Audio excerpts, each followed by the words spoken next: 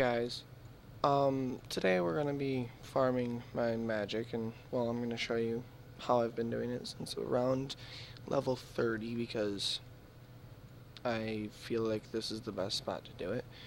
I'm going to be casting Fire Strike and making a profit doing it, so that's pretty nice. The gear I'm using is actually fairly cheap if you want to use it also. I'm just using a wizard's hat, Amulet of Magic, which is probably the most expensive part of this suit. A black robe, monk's robe, which increases your prayer. It doesn't really do much for your magic, but leather boots, which just increases your defense, and leather vambraces, which just increase your defense a little bit. And an anti-dragon shield doesn't affect how much your magic hits or anything, but it protects more from things, so I like using that. And the fire staff. I only have prayer level of 11, so that's not really a requirement, but we're gonna be going into the Varrock sewers, and I suggest having around 800 to 1600 air runes from 400 to 800 mind runes, depending on how much you can afford, I guess. The reason I'd say around 800 air runes is because you're probably gonna use like, well, not nearly that many to kill we're actually going to be killing moss giants, but you're not going to need that many, but it's just easier if you don't have to keep making a whole bunch of trips everywhere to buy more and stuff. So basically, if you die with this gear, the things you'll keep are those which are most expensive, so that's normal. I keep money on me because they do drop coins, so I don't know, you don't need to keep a lot on you. Heck, you don't need to keep any. They'll probably only drop you a few, like up to 300 or 400. But what you're going to be doing is keeping all of the big bones that they drop, because those sell for 280, 300 GP each. And casting this Fire Strike on them, you can do from 0 to 8 damage. I don't know if it depends on your magic level, I don't think so. With this equipment on, I've been doing 0 to 8 damage, and it's pretty easy because you can safe spot, and after so much time, I forget how long, if you're standing near them for long enough, they no longer are hostile to you, and actually nothing in the environment is hostile to you. I'd start running around here because this is where things become hostile to you and start attacking you, so that's when I start sprinting through. You're going to need this knife, or I don't know if a sword works or not, I've never tried it, but to cut through this web right here. And if you don't, then you're not going to be able to go through. It's best to go this way. These guys, no, I mean, for me, I don't have to worry about it that much. I'm combat level 35, they're not that strong. But when you get to here is the tricky part. I personally would say pray your highest, like, defense and just run through this way. It's probably the best in case they hit you. They're not hitting me. I think it's because I'm high level as them, or I'm a higher level. But if you don't, if you're like level 10, just training your magic, you might want to pray through that so you don't die, and maybe bring a piece of food or two. Basically, you're gonna sit right here and turn auto cast Fire Strike and shoot these moss giants.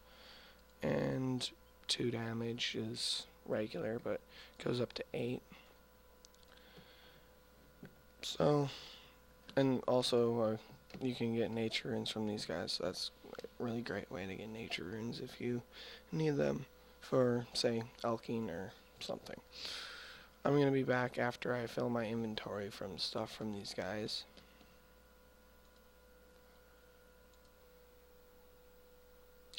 Okay, so I'm about halfway into my inventory-ish. I've been farming them for a while, and I just wanted to show you that they're no longer hostile to me at all. They won't attack me.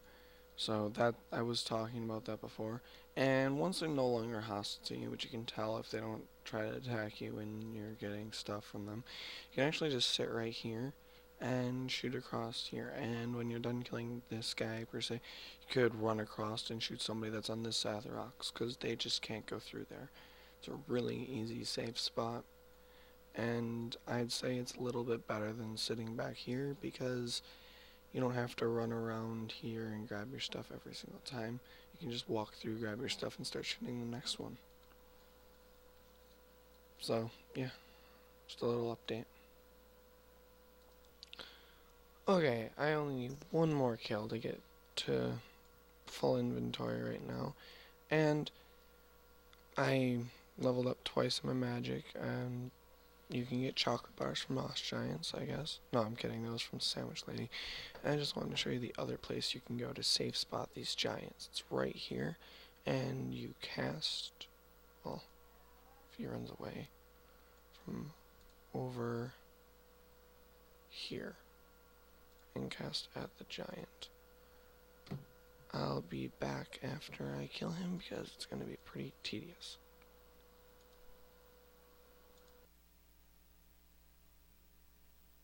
So he should die fairly quickly here. Maybe, there it is.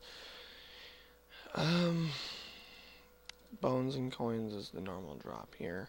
These guys are no longer hostile to me, and nor the ones over there, because I was close enough to them for long enough that they became no longer hostile. I guess the best drop I got was this uncut ruby, probably, or the steel kite shield. I don't know which one's worth more. It's probably the ruby. I've burned through about half of my runes this run, which isn't bad. And here's where I'm going to mention you can do some other stuff. There's always coins right here, which is nice. And there's earth runes right there, but it's like 4. And I don't feel like picking them up right now because I have a full inventory. So you can, from here, teleport to Lumbridge and go home. Or if you want, you can bring 1 law rune with you on your trip. And if you have level 25 magic, you can teleport to Vrock. You can do all of that, or you can just run out, which running out to me is the fastest right now because I don't have a law rune with me. And I normally don't bring a law rune with me because it takes up an inventory space that you can't fill with a big bone. So, teleporting does actually enhance your level by 40 XP. So, I guess it's a decent way to do it. But I'll be back after running out of here. Okay, as you can see, I'm at the Grand Exchange, and if you have more runes than what I said, really, like, say, if you brought 3,200 air runes and 1,600 mind runes, you won't need to go to the Grand Exchange every trip, just go to a bank. But if you didn't, then you go to the Grand Exchange, click on your bones, and sell all of them. And they will all sell for around 300 GP each, which makes you quite a bit of money. I only spent about 5k getting these runes.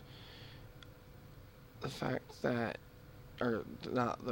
this amount of runes would only cost 5k, and the amount I shot would cost about 5k. This is over 6k, and I already made 500 from that. That's pretty nice money.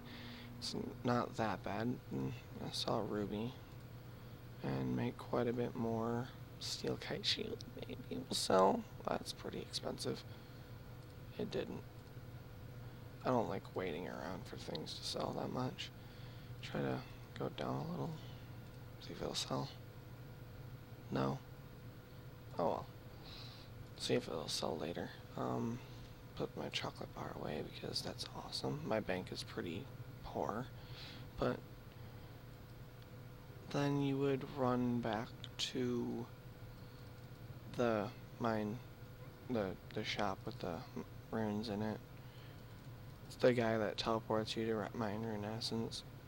The reason I like, it's this way, but the reason I like using him is because he's cheaper than buying them at the Grand Exchange.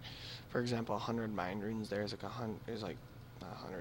like 330 coins, but 100 mind runes in the Grand Exchange runs around 400 coins. So it's a little bit cheaper just to increase your profits by even more. I'll be back in a second once I get there. So it's not that far of a walk, it's just in this little building over here. Up there's the bank. To come over and you have to trade Aubrey. I guess. And in order to do this, normally I'm going to actually spend all this money on more runes because I can. And normally just buy twice of air runes, but I'm going to buy 6 air runes packs. This is 600 air runes. And 3 packets of mind runes. And then another 6 air rune packs. And another 3 packs of mind runes. Which, if you value these, they are valued at 330 coins for 100 of them. When in the Grand Exchange, you'd need 400 coins for 100 mind runes. And for air runes, it's 433 coins when you need 500. So it just saves a little bit of money. If you don't want to waste your time walking here, it's really not that far, but you can just buy them in the Grand Exchange. And you'll still probably make a profit by a bit. And then you'd buy 2 packs of air runes, buy 1 pack of mind runes,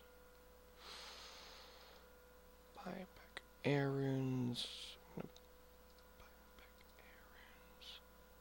Don't have enough coins for that. Buy a pack of mind runes. Don't even have enough coins, so I'm just gonna keep that many coins. And my air and my mind rune is a little bit off right now because I didn't have enough coins, but it doesn't really matter. Because I have enough that doesn't matter. As you can see though, I'm already 2,300 air runes when I started with 1,600, so I went up an extra 600 air runes and should have gone up an extra 300-ish mind runes, but I'm a little short on mind runes to air runes. So plus 200, or yeah, like 200 or so mind runes, and plus around 700 air runes in one trip is quite nice.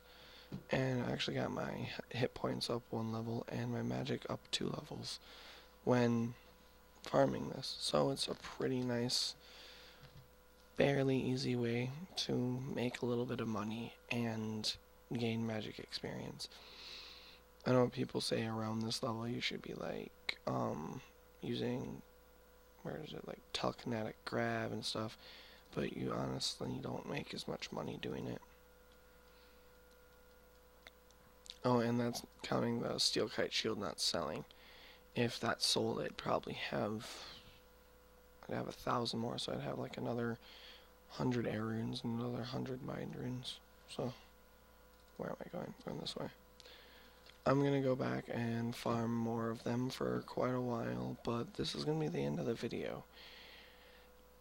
Tell me if you know of any better way to farm using actual attacks, because I don't like using things like telekinetic grab and stuff, but making money farming magic. Just post it in the comments and I'll check it out, and if it's any better, then I'll do an updated video for my magic guide. Thank you for watching.